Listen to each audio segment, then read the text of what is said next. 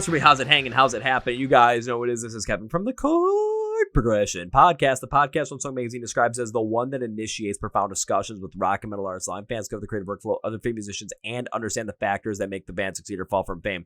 We are all sponsored by Dark Fusion Systems, the best your custom computing needs. Get $100 off your entire build code CPPod at darkfusionsystems.com. Links are in the podcast below. When it comes to metal music, the Chord Progression Podcast is ranked the 21st best metal music podcast in the world by millionpodcast.com.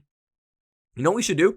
Get to number one. Keep us going. Keep us rolling by keep watching, subscribing, all that good stuff. Now let's go to our feature presentation. This band seems like they're everywhere on every tour as an opener right now, and they're continuing out with that, but we got more great music coming from them, and we get to talk about it today. We've got the guys in Nevertel on the podcast. So we got Jimmy Roll and Alec with the brand new album starting and coming out on September 12th. We not only dive deep into the recording of this record, now doing it on a much more grand scale with other people, the differences that cause, the difference in environment that work to not only create these songs, but create more of a variety of songs, the songs you're really going to be looking forward to upon release day, the reason why songs like, I think it's Some Things, yes, really connect with the audiences and why the band absolutely loves it. Plus, oh man, there's 8 songs to come out in this album. Which ones are the bands excited for you to hear? You guys ready? Let's go! Yeah. Well, ladies and gentlemen, boys and girls, listeners of the Chord Progression Podcast. I've been trying to get this band on the podcast for quite a couple of months now, especially with the brand new release, their new album Start Again coming out on September 12th of this year, 2025. Beyond that, though, what makes me more excited about this is because I recorded an episode literally 2 hours before I brought these guys on, and the amount of times this band's name popped up during that episode was somewhat ridiculous. Because it was, hey, this is a band that like influences us. It's a band we want to tour with. It's a band we want to collaborate with. So my God, it was just nonstop. And it's perfectly fitting that they are here, ready to talk about some brand new music with you. So please welcome Jeremy, Raul, and Alec, the guys in Nevertel, to the podcast. So gentlemen, welcome to the Chord Progression Podcast. Thank you so much. Thanks for having us, man. Yeah, thank you, man. Thanks for being on, guys. First thing I got to ask is, we are right there for the album release date. Like, we are right there by the time not only this is recording, but at the same time that this episode's going to come out. So how you guys feeling? How you doing right now? What's the vibe overall in the Nevertel camp? Man, excited. So many things happening. We have so many plans for next year and this year coming up. So just excited to see the reaction from the record and see what people think. Yeah, a lot of stress and a lot of anxiety. Yeah, but a lot of like Raul said, a lot of like just built up like excitement. You know, we this record's been for the better part of like 3-4 years in the making. So we haven't put out a record since like 2020. So it's long overdue, and we're ready. We're really, I think, happy and proud of what we did the past couple of years. I especially just, not only thinking about a brand new record, but the first one coming out in 4 years since 2021, you got to be proud about it. You got to be happy with it, especially with the fact that now there's more creative flow from Nevertel. It's going to be coming out to the world that people are going to be able to hear. At the time of recording, of course, there's 5 singles out, but there's 13 overall songs. So a huge chunk of the album is still left to go for people to sink their teeth into. And in today's day and age where it's, half the album gets released as singles, and sometimes, you only get EPs. We've gotten the singles, but we still have like a full album still coming out from you guys. Yeah, that was it feels good to have a body of work, man. Like you said, it's been like 4 years or something like that. And it was interesting because we, like, after we released everything in my mind, it was kind of like trying to find a new direction and trying to see where Nevertel was going to go, and finally grabbing that this last 2 years felt really good. Well, shit, let's just dive right into that, because when it comes to bringing a brand new album to the mix, but at the same time trying to find out what the next step for Nevertel is when it comes to recording, 13 songs, and probably recorded more than that didn't make the cut. What was it like creating this album, and what stood out from that time period versus, writing the other 3 releases that you've previously come out with? I think the biggest thing for this record is just where it took us to. Like the band, we're typically used to writing everything in Raul's studio, in his home studio. That's actually where he's at right now. That's the room where we've made tons and written tons of demos for this record. We're used to just isolating, locking into Raul's studio and coming up with a bunch of songs ourselves. We've been like the primary songwriters for the band for like a really long time now. So the biggest thing for this record was not only like collaborating with people like digitally and stuff like that, but like flying to sessions in Memphis, flying to sessions in LA, just Nashville, like everywhere, and like meeting new people and trying to figure out what Nevertel's sound is when we allow more people sort of into the mix, and we do a more collaborative effort to make something that we wouldn't have been able to do on ourselves. And I think that like really shines through on songs like Some Things and Criminal, which are songs we've always like kind of wanted to make, but like just never really had, I guess, the resources and the team to sort of like put something together like that as quickly as we had with those songs. So I think that's probably the biggest difference with this record as opposed to other records, is just like, you know, how many more people we brought into the mix, and then the result you hear being, I think, a little different and a little more polished and refined from like what we've created thus far. Well, when it comes down to it, wouldn't you expect that to be like the next phase of what Nevertel is going to be, especially as a band that's going to be taking that next step? Because yes, of course, taking a look back at the releases, you know, Living Fiction back in 2016, the first release, very likely you guys are just recording that yourselves. And then with the Deep Down EP, Everything in My Mind 2021, we're still dealing with the pandemic at that point in time. We're still dealing with people making music and trying to get as many new songs out there as possible and tour as possible. So the amount of people that you're able to work with to record some of these things at a more professional level might have been rather limited. So of course, going about it your own way definitely makes sense. But by working with more people, traveling, going to these different recording sessions in different cities, working with other producers in order to enhance the sound and bring out certain ideas that maybe you weren't able to beforehand, just given, you know, the skill set required for that. That just shows that you guys are a band that is not only taking your music seriously, but also getting to that next step seriously, getting to that next place seriously. It stands out a lot more compared to, you know, we want to take that next step, but we're still just going to kind of do things the way we always had. And this is where it maxed out, and we're never going to be able to get beyond that, basically. Yeah. It was definitely something new for us, and it resulted in something great, man. Like it was different because, like, again, like Jeremy was saying, we've only written by ourselves. So writing with other creatives and bringing people in and, you know, allowing them in the creative process was interesting, but also it made a great result. It was really cool. Mm-hmm. Now, when it came to working with other producers and other people versus doing everything yourself, that's a huge change in itself. Again, we've seen some of the positives, but when it came to doing this, was there any sort of like struggle or resistance on your part to sort of essentially letting go of some of the reins a little bit, letting go of some of the control and letting people really work with you on your own creation, on your own art versus you guys just doing it yourselves? Yeah.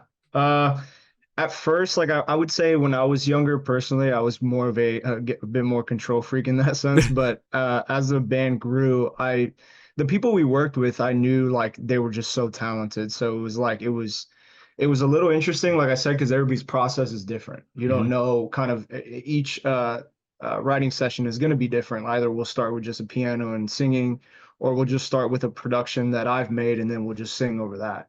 But the people that we brought on, one, we think they're great humans, you know, just great to be around, and we can hang, kick it, you know what I mean? Not talk about music and just chill. And then on top of that, you know, they were just great people to write with, and we respect their work. And we were just really eager to get in the studio with them and just create something. You know, the biggest thing for us too is as we started writing was to kind of leave expectations at the door, you know what I'm saying? Because if you go into a session having this, like, putting these walls up of we need to make a hit, that tends to rarely ever happen. So when you just go in there and you're just having fun and you're just creating with your friends, some things just happen, you know what I mean? Like, and that was the fun part of this, is not only were we creating with some dope people, but they were just great human beings, and we were able to like put the music aside and go get some like burgers and talk shit, you know what I mean, and just hang out.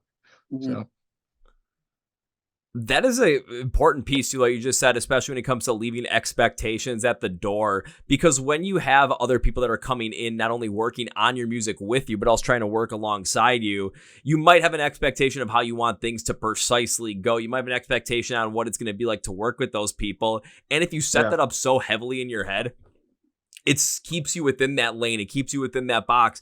And if there's any deviation from it, you try and get right back into it. Or then ideas clash. You're just not in the right headspace in order to create magic together. And then all of a sudden you guys end up going your separate ways. You know, not saying that the band goes their separate ways, but you guys end up going to different people that might fit that expectation. But by fitting that expectation that you don't check at the door, it ends up restricting, like you said, the ability to create something great. If you're constantly focused on, we got to make a hit, we got to make a hit, we got to make a hit, you might go in with certain patterns, certain styles, certain ideas that you know are going to end up connecting because they have over the course of time, versus doing something that's new and unique, that's really within you, that's a outside producer can pull out of you guys. And then that becomes the hit itself beyond what just trying to create something to be a hit would be. Yeah, exactly. Nailed it. Yeah, precisely. Yeah. Man. I'll say I've been doing this for 6.5 years. I've heard so many of these stories. I've been able to remember a bunch of these. So I know how this goes. And every time you see a band succeed, especially when it comes to working with outside help or outside producers, it's always the openness and willingness to collaborate and to just see where things go. Because if you don't see where things go, even in your own personal life, I mean, you're going to be stuck in the same exact place over and over again. You're not going to branch out and maybe find something that's even cooler than you ever thought was expected. Yeah, we had to learn how to create in ways that we've never had before, you know what I'm saying? And that was just a interesting way of doing it, but it yielded a sick result, you know what I'm saying? And it was cool to get out of the same old routine of us writing, you know, the ways that we have, you know what I mean? We know those ways, you know, work for us. And, you know, on this record, there's still very Nevertel songs. You know what I mean? You'll probably hear the record and be like, oh yeah, they wrote this one by themselves. You know what I mean? Because there's a lot of weird songs, but also that's us. That's how we are.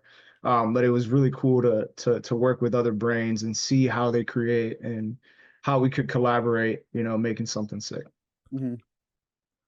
I mean, again, that makes so much sense because this is your creation still when it comes to who's writing the song, when it comes to who's putting out these stories and putting out the emotions. It's all you guys. It's not anybody else. So all of this fits in incredibly well. So when it comes back to the recording sessions and going through all this, were there any moments or any crazy stories that happened that when it comes to recording music in the future that you guys are like, holy shit, we're going to remember this so we can take this with us going forward to create even better music than maybe we have previously, or try and just continue to capture on the goal that we have so far?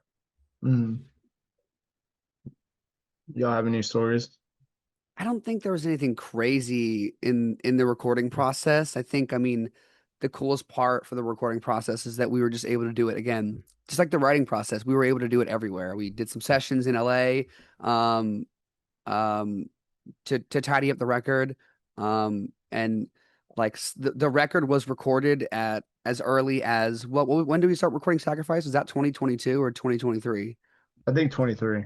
Yeah, we started recording, you know, the record before we even knew was the record as early as 2023 ourselves in like a studio here in Clearwater.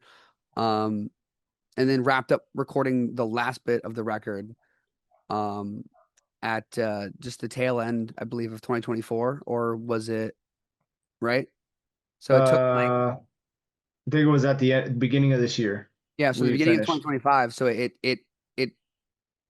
in that time frame, I think it just, you know, we had so much time to think of the record in that space while we were recording it as we were like making it like in sections. So like we learned, I think, a little bit like each time we sat down to record a new batch of songs, more about the vocal recording process, tracking, and like honing in like the actual direction I think we wanted for the record as we were making the songs. You know, I feel like back in the day it was typical like to pre-pro out 12 songs and then you go in the studio and then you record all 12 of those songs back to back and you finish it.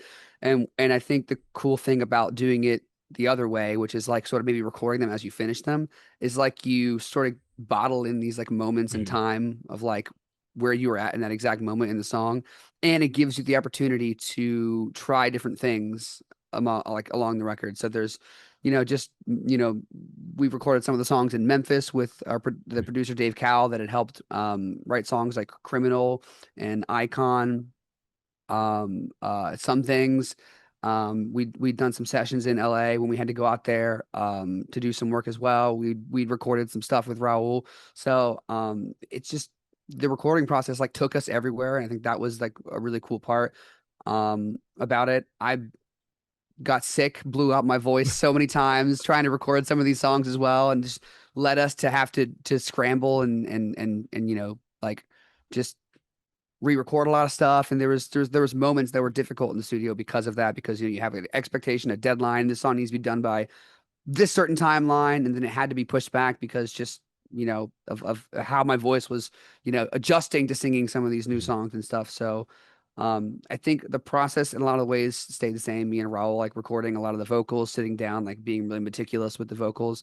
But the setting changed, I think, which is really cool and really lent itself into like how I think different the record sounds to our previous work, because just the environment was constantly changing wherever we were. Yeah, and we had different people with us, like Dave Cowell coaching us, and we're singing some things and stuff like that, and we just lent itself to, I think, a whole different sound and style for that song, and different people around us pushing us in different ways to pull stuff out of us that maybe me and Raul wouldn't have done ourselves. So like while I don't think there's a specific story, I just think the overall arc of some of Start Again just really lent itself to how the record came out. What really stands out in that moment too is you guys going and recording this in different places, in different environments, and putting yourself in unique situations when it came to recording. Again, not just, all 13 songs back to back, but it's batching them out here and there and then capturing that feeling at that moment. And I really think that, especially from a music listener's perspective, and after doing this podcast for 6.5 years, partial music historian perspective, it seems like that when artists are in certain environments, in certain surroundings, whatever it might be, it ends up absolutely enhancing that feel of the record. And I'm not talking about like, oh, they're going through a breakup type situation or they're sad, because we all know what kind of that does. But what I'm talking about, just you guys were in LA, you guys were in Memphis, you guys were at home in Florida. And just by going to those different locations, you're experiencing different overall emotions. The vibes are different. The connections that you're there, the sounds that you're hearing are different. So those are evoking different ideas within you. And that's going to end up coming out in the music because it's going to pull out different ways and different emotions, different ideas that maybe you didn't have before. A perfect example of that in modern music today is Beartooth. Take a look at the first 4 Beartooth records. Yes, they're heavy, they're manic, they're fast paced, but the content behind them is darker. It is much more depressing and kind of like a cry for help at times. Well, where was Caleb Shomo at that time? He was recording in Ohio. Yeah, summer doesn't last that long up here in the Midwest, guys. It is right now, even though it's early September, we're recording this tonight, in where I live right now, it's supposed to get down to maybe like the mid 40s overnight. Don't get me wrong, I'm happy about it because I love a little bit cooler weather. But where I'm going with that is when it gets dark out, when it gets to be winter, it's dingy. The seasonal depression kicks in. And with the most recent record that Beartooth came out with back in 2023, Caleb moved to LA. It's sunshine, it's summer, it's perfect weather almost all the time. And you take a listen to that record versus any of the other ones, it's uplifting, it's happy, it's joyful. So that overall change in scenery, that change in environment from time to time can absolutely impact a record like you guys and really create different songs that have different ideas that maybe you never would have had you stuck with, Raul's studio where he's sitting at right now. I'm not trying to bash your studio, Raul. All I'm trying to say is that the different environments stand out.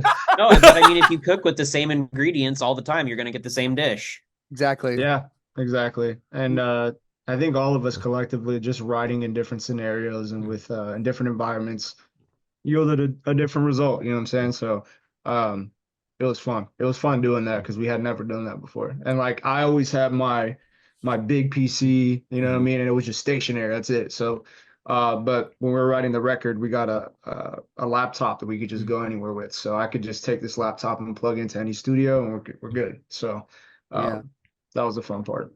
I would assume, especially just as the band continues to grow. I mean, I want to stick on Start Again specifically, but just before diving into that a little bit deeper, I'm assuming that as time goes on, as more Nevertel music gets created, you guys are going to continue to go along with this of being in different environments, recording different spots, working with different people to see exactly where this overall sound can end up being expanded and where your influences can really come out and show to become this greater thing that Nevertel, I would say, still is, but has yet to be realized.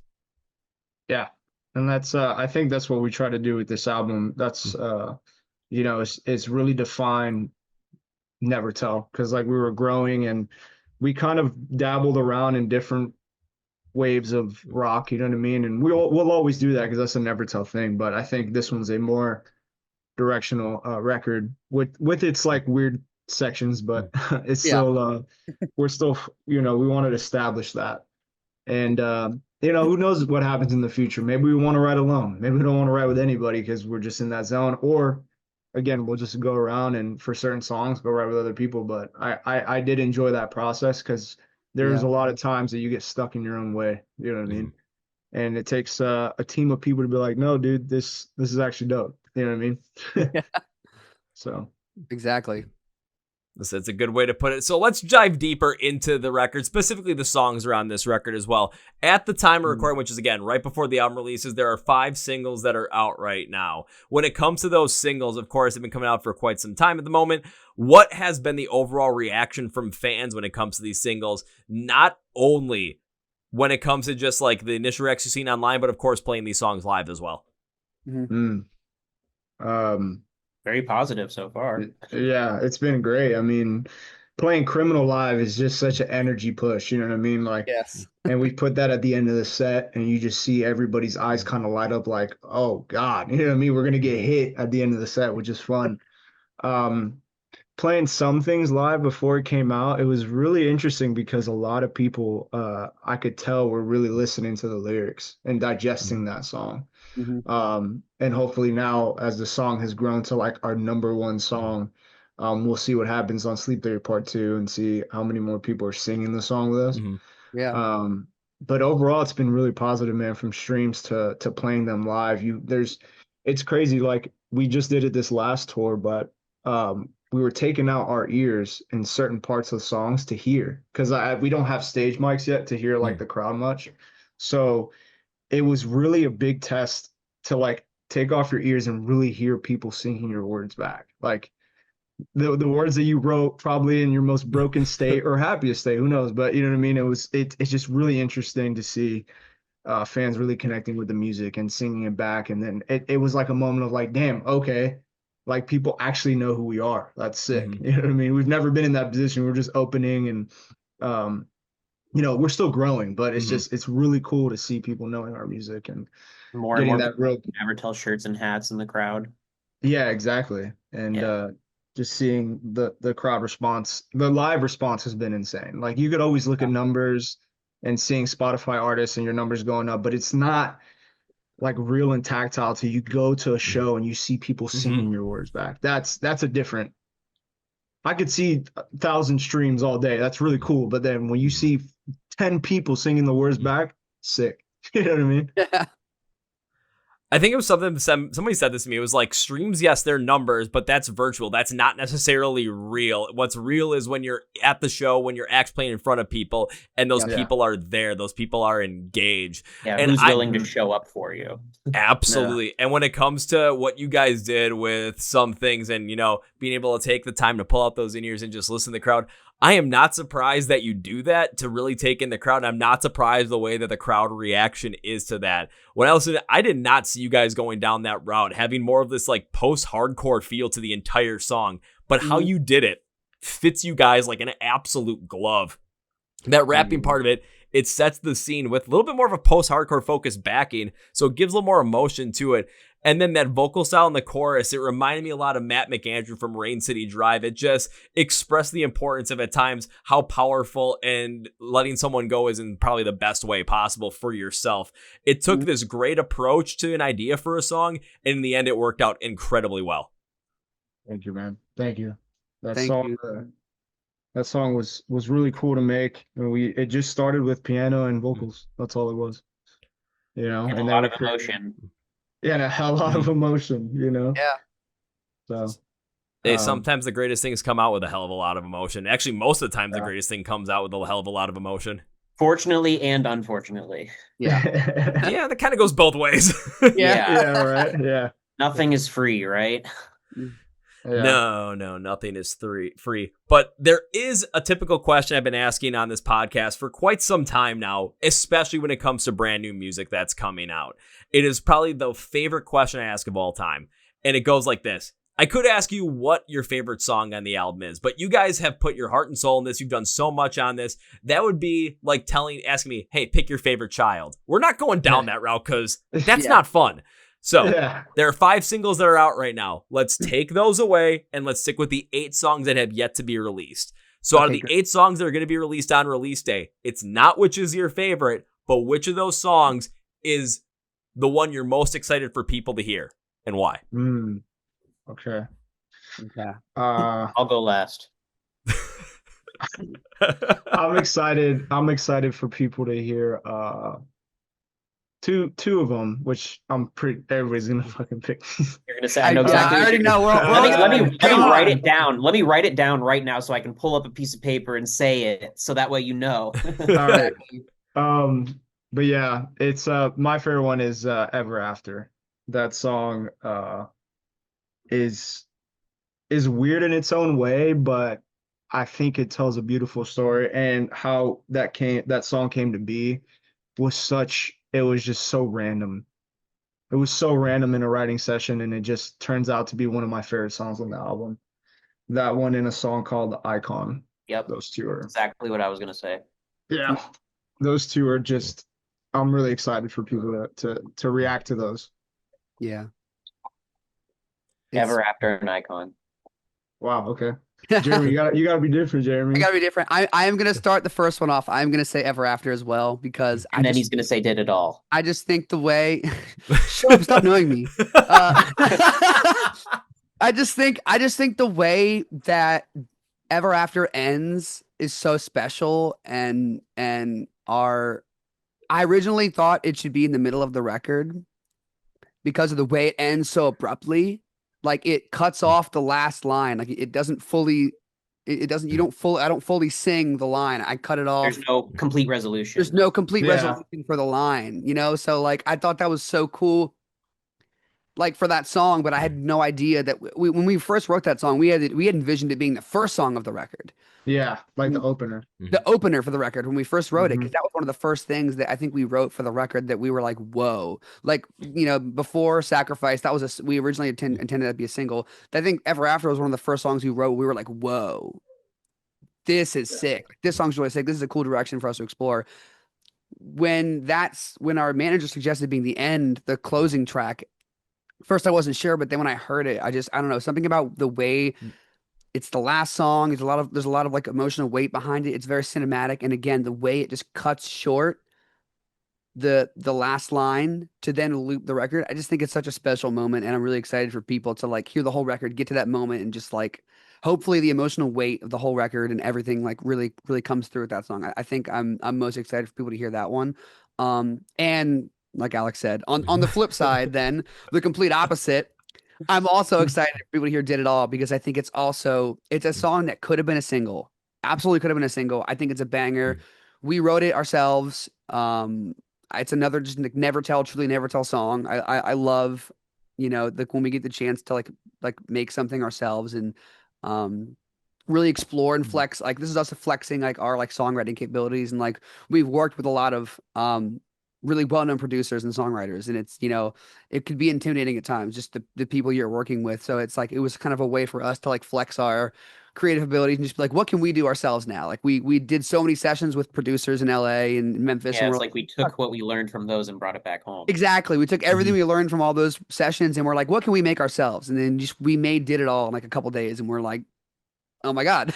Like it was just lightning in a bottle, honestly. And I'm really excited because I think it's a really catchy song. I love the tag. And that'd be my third one. If you gave me the option to pick 3 songs, that'd be the third one. Yeah, that was fun. I think it's a really fun song. I think again, it's one of those songs that could have been a single, and I'm glad it's not because I want to have something that feels energetic and like it could have been a single, but isn't. So that you get that on the record, you get that like, oh my God, this is such a catchy song. I love this day the record comes out. So I think those two songs on the opposite side of the spectrum, I'm most excited for those personally. The whole record, obviously, we poured everything in this entire record, and I can't wait. I want to see people listening to the record front to back. I want to see reactions of people just diving into the whole record. Like I'm into it, but those two songs for me, I just think I'm really like personally excited to just see what people think of those. Still, overall, we have 3 songs that seem like the consensus top 3. Specifically thinking about Ever After too. When you were talking about just like ending it abruptly, you didn't plan to have it at the end of the album, in a way that it's something that you never really see ever on an album. You never really see that happen. And even in any type of media, you never see anything end abruptly before it feels like that full resolution is done. But when you brought that up, my first thought was, you guys are going to end this album like The Sopranos ended their series, where all of a sudden it's just like, it just goes to black right before that moment. But for this point in time, it might be a little bit different where it quickly stops right before that full resolution. So you're taking that one last big breath, like, and then you hold on to it for a while because you're waiting for that resolution, and then you slowly let it out yourself. So you have a moment for that whole entire feeling and emotion to just settle in and sink in, so that by the time the album ends, you really end up having that remembering moment of, whoa, instead of like what The Sopranos had with like, wait, that was it? Yeah. Like, what happens? Yeah. It's like, it you guys leaves you with it leaves you kind of like, whoa. Okay. It's an intentional too. Like once we thought about it and how we started the record, once Ever After was the last song, you know, there's a reasoning for it. It literally the record's a loop. You know what I mean? So you start again, and just that's life sometimes. You know what I'm saying? You got to learn how to fall on your face and then get back up and rebuild everything that you messed up, or you know. Exactly. Don't forget the great quote from Alfred from Batman, "Why do we fall? So we can learn to pick ourselves back up." And if you're going to end abruptly and then go back to the beginning of the album, which is the Start Again prelude, I mean, it's Start Again. Like, come on. It's in the name right then and there. And the album is Start Again, so it perfectly kind of creates that loop. But if you ended it on like a full resolution, then it's kind of like you just went through the full experience, but it might not necessarily warrant as many repeat listens through in that format like it would with an abrupt end. Plus, could you guys imagine if we had the resolution in it, we would be taking away an experience from the listener. Because by not having it in there, it allows the listener to internalize. And I don't like it's like something that I heard a therapist say once was like, you don't want to solve people's problems for them. You want to let them solve their problems themselves. And that's what Ever After is. It's that last moment is we're not taking away that victory from the audience for letting them experience it, how they internalize it. Like, we're not telling you how you should internalize it. It's there for a reason, like Raul said. Yeah, exactly. It's also so funny that you just quoted Batman, because we wrote that song with a Batman trailer in the background. We wrote that song being like, we would love to make a song that isn't a Batman movie or a Batman trailer. And like, you just like, and I when I was looking for quotes to like, we have stuff, you know, really like special stuff planned, like for like the headline tour that we have coming up. And I was looking for like just things that it gave me that Ever After feeling. That was one of the quotes that I really latched onto, is why do we fall, so that we can, you know, learn to pick ourselves up. I was just like, man, that right there just says what like Start Again and the whole record is like about, basically. Well, in that case, if that's what you got, like your overall thought was and your overall inspiration was, and at the end of it, that's what I came up with without having any knowledge of that. Yeah, I think you hit on it for sure. Let's go. Yeah, you got it. Nailed it. The unintentional intention. Well, of course, after this album comes out on September 12th, I know you guys got a busy rest of the year. So what more can we expect from Nevertel, not only throughout the rest of 2025, but beyond in 2026? A big demand for people to buy shirts. There you go. Yeah, buy merch. We are planning out. I mean, obviously this year, everything's announced for what we're doing this year. So this one's pretty busy. And next year at some point, we definitely want to headline the States. So that's always going to be something we're working towards. There's no like official thing yet, but we're excited for that because then we get to create, like a live moment for that record in the States. And that's gonna be fun. That's gonna be sick. And we already have a bunch of cool ideas for production and stuff. So it'll be cool. It'll be huge. Yeah. It'll be huge. Well, it's going to be huge, and get ready for it. So what do you got to do? Of course, when it comes to this year, go and find those tickets. Go see Nevertel play live because you don't want to miss out on that. But also to help them when it comes to everything they're doing and helps them not only create the moments on this album in a live setting as a headliner, go buy some shirts. There you go. Buy some shirts. We're just going to do more shameless marketing. Guys, before we wrap this one up, I've got a question that I love to ask at the end of every single episode. This question is one that not only allows us as music lovers to get into more new music, but for you guys to get to support the music you love as well. I've got 1, 2, 3, which is perfect because I'm limited to 3 total, so 1 from each of you, because otherwise we could be here all day answering this question. Yeah, but between all 3 of you, can you guys name me 3 bands or artists that you love that you would love to see more people get into right now? Ooh. Okay. I can start that because I'm going to say I did my homework. I know you asked this question. Yeah. So I already have my answers. So I will answer my questions as everyone pulls up their Spotify and starts to look at I already got an answer. I already got my answers too. Or just an answer. Perfect. Okay. Well, the 3 I would love to see people to get into as an artist that Alec might say as well, or someone might say. You're not gonna say it. I promise. Okay, perfect. Okay, I love that. I've been a real big fan of the new Pink Noise EP. I think Pink Noise is incredible. Casey is incredible. Casey is such an incredible vocalist, such an incredible person. They came out to our show in LA. It was great to meet them. See us play on the Sleep Theory Afterglow Tour Part 1. Great meeting them. I just so excited for their future. I think there's a lot of special stuff happening in that record. It's scratching a lot of itches that I had, like music growing up with the R&B metal scene. Absolutely incredible.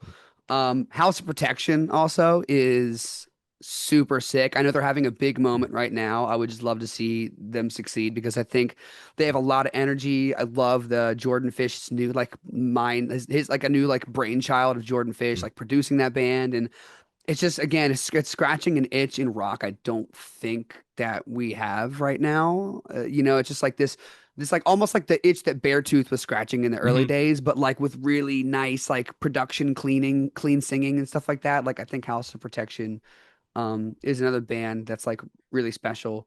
And I'm just selfishly going to say Don Broco as well. I would love to see Don Broco like do really well in the States. I know they're like they do really well overseas, and I've been really a fan of the new music they've been putting out. Cellophane is a banger. It's a band I would love for us to like tour with or do something with in any capacity because I'm a big fan of Don Broco. So yeah, probably those 3 bands right now. I'm super stoked on them, and I would love to see them just get some more love, especially some of them more so in the States. Hit it, Alec. Okay. All right. You got to promise not to laugh. Okay. So I recently watched K-pop Demon Hunters on Netflix. Ooh. And it was some fire shit. So it got me to experience and explore some K-pop shit. And I discovered that, I mean, they're huge, but I discovered that I love Stray Kids. And I was like, I mean, if I didn't hear of them until now, maybe somebody else hasn't heard of them until now. So, yeah, I've been really on a big K-pop bender lately. And so Stray Kids is one. And then there's this other solo artist. He's a guitar player, but he does like a lot of EDM production, and it has a lot of like K-pop elements in it too. His name is Ben, but his project is N3B, so it's his name backwards. And yeah, definitely go check him out. Really, really, really talented dude. Excellent musician. And hold on, I have to stop my cat from catting. Okay. I don't know if this is all bands. I do agree with Jeremy. Don Broco's insane. I wish they were bigger in the States. I love their music and how creative they are. I recently just got into Siamese, like heavy. I'm a freaking fan, bro. Like we're going on tour with them, and I was like, who's Siamese? Because they're on the bill too. And I looked them up, and then I started checking out their album, and it's so good. The production, the melodies are insane. So I'm excited to tour with them and also see those songs every night. And I recently got into Darcy a lot. The song Red Eye's insane, dude. So yeah, I know Darcy's probably established and good, but I love his music, so I've been jamming that. But yeah. God damn! I asked for one from each, and you guys each gave me a bundle of them. But because I thought it was 3 each. But no. But because you did your homework, I'm like, I can't stop this. They did their homework. They deserve to break the rules on stuff like this. My bad, dude. There is one I want to call out though specifically because, like I said at the beginning of the episode, there was a band I did an interview with literally right before you guys, and they not only brought up Nevertel as a band that they want to collaborate with, not only enjoy like you guys as influences, but also want to tour with at some point. They're a band over in Germany on a rising empire called From Fall to Spring. If you want to I know them. Yeah. That's tight, dude. Those are homies. All right, I'm gonna have to clip. I have to clip that moment and send it right to them. Yeah, do it. Yeah. They're dope, man. That's so funny. I remember when we were coming up, like the same time as they were, like we were like both at the time known as like the rap rock bands, bringing back new metal. And I just remember when we were posting our storage unit content, being like the new metal band, they were popping at the same time. So it's like we had like connected over social media and like spoke briefly, but like yeah, they're really sick. Not very many bands you see with like twins in them, so it's like really sick to see the kind of content they can create together, and like just like they're really talented, and I they're a band too that definitely deserves more love for sure. Well, I am so happy that I brought them up at the end of this, because if I didn't, I was going to kick myself, and they'd probably end up flying over from Germany and trying to kick my ass, which there's a lot of them, so it probably would happen. That's good you brought that up, because I was going to ask about that, but then I forgot. So I'm glad you mentioned who it was, because I was going to be very curious to know like who that band was. I knew exactly when the perfect time to bring that up was, and it was going to be like, okay, I'm going to ask that question, and if they don't say it, I'm just going to say it. Yeah. There you go. Well, perfect. Well, guys, I want to thank you for taking the time today to be on the Chord Progression Podcast. It was incredible having you. So we're going to end this episode with 3 things. First things first. So for everyone out there, this is Nevertel. Their brand new album, Starting Again, comes out on September 12th. When it comes to not only getting into the album and listening to it, but also seeing them live with Sleep Theory, and at the same time as well getting ready for them to take over and do a headline run in the U.S. next year. And follow along with everything they're doing. Go to description of the podcast below. Links, labels are going to be there for everything, for where to find the music, where to listen to it, where to go and find where they're going to be playing live shows, where to go follow along with them, and most importantly, where you can go to the merch store and pick up some shirts from these guys so you can support their run through the U.S. next year. Oh, yeah, I said it, and we're going to put that link down there for you guys. Now it's time for number 2. Whenever I guest in the podcast, I end up having a great time on the podcast. I always make a promise way to say thank you. I appreciate you taking the time, and I wish to continue to support you in the future. Normally, it's when I see a band perform live for the first time, but through all the tours you guys have done and all the opening slots I've seen you on, I'm like, I know I've run into you guys live once or twice. So it's not the first time, it's when I get to see you perform live next. I will come and find you guys. I will come and say hello to you, absolutely. But that is not the point of the promise. The real promise is, might kill my wallet, but first round's on me. All right. Let's go. Thank you, brother. And if for some reason it's you guys are a show around me and I'm not there, you'll probably end up waiting outside a liquor store, find me walking out of there and kidnap me like we're in the movie Old School. Gotcha. Or we'll just be under your bed. And I'll wake up and I'll just see Alec down there. He's like, hi. You want some Pokemon cards? Oh no, you'll be down there looking through my binder under my bed being like, can I have this Charizard? There we go. Perfect. Well, guys, now it's time for number 3. As we bring this up to a conclusion, I cannot end this by saying goodbye. That is way too final. This was an incredible time. I want to bring you guys back on the podcast again. Beyond that, though, I made you a promise. I got to keep that promise. This can't be goodbye. This is, I'll see you later. Next time. Yeah. See you, buddy. Till next time. See you, bro. Well, folks, I've interviewed the band Nevertel, and now it's time for Kevin's final thought. This is where we're going to go with my final thought on this one. This was an incredibly fun episode to do because Yeah, I'm not going to lie. I had a little bit more of a structured case on what I want to talk about, really sticking to the whole entire album idea. But diving deep into the recording process for a band that's really working to get to the next level and seeing what it took from, okay, now you were previously recording just by yourselves, writing yourselves, producing yourselves, everything in Raul's studio. Now it's different. The band is growing. The band has a lot more behind it, and working with other people on your creation, working with other people to enhance your creation as well. How is that going to interplay? How is that going to work? And what are you going to do in order to make sure that that works to the best of your ability? It's not an easy thing to do, and I'm glad they went about the way they did, especially when it came to the changing environment and really understanding that when you're writing different songs in different environments, different emotions are come out because you're in a different mindset presence. If I'm in Wisconsin, in Milwaukee, Wisconsin right here in February, it's cold, it's dark, it's not the most enticing place to be, I'm not gonna lie. But if I was in San Diego, California, when it's 65, 70 degrees outside during the day, sun's out, and I can go walk along the beach and just, feel the warm breeze in my face, it's going to be a good time. There's a different mindset for your location, your environment. And by putting yourself in that, it allows you to pick up on different emotions more prominently and put them out in songs. You heard what they did on some things. You hear things like Losing Faith. You hear what they do on a song like Criminal. And they talk about Ever After like none other. And I'm really excited to hear what that song comes out. And especially continue to see the growth of Nevertel beyond 2025. You better be excited too when it comes to finding Nevertel online. Go to the podcast. We'll link symbols for everything going to be there. And be sure to go buy a t-shirt as well if you're not seeing them live. And if you are seeing them live, go and buy a t-shirt as well, along with streaming the brand new album Start Again.